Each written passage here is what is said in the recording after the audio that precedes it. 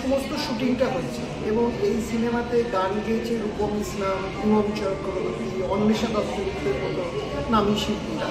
এবং আমাদেরকে যখন একটা সূত্র মারফত ওনার সহপরিচালক নির্মাল্যবাবু আমাদের সাথে যোগাযোগ করেছিলেন, তা ওনারা যখন এই বইটার বিষয় ভাবনা, এবং দেখবেন এই বইটার সিনেমাটায় বেশিরভাগ অভিনেতা সব শিশু অভিনেতা প্রচুর আছে, এবং বইটার যে বিষয় ভাবনা সমাজকে সামনে রেখে এটা আমাদের খুব ভালো লেগেছিল। এবং উনি তখন বলেছিলেন যে দুর্গাপুরে বইটার প্রচারের ব্যাপারে আমাদের কাছ থেকে একটু হেল্প চেয়েছিলেন।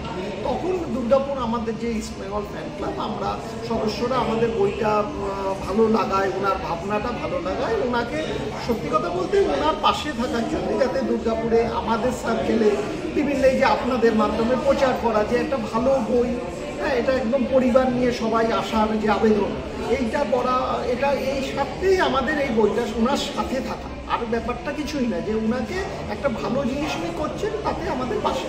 যে আজকে তো রিলিজ করলো বইটা, কে কে এসেছিলেন সিনেমা?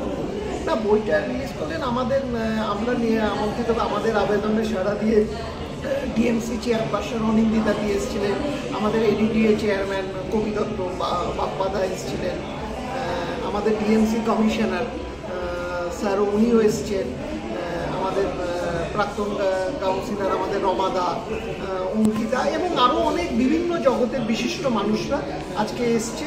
আমাদের শিউলি দিয়ে এসছেন বিশিষ্ট উদ্যোগপতি।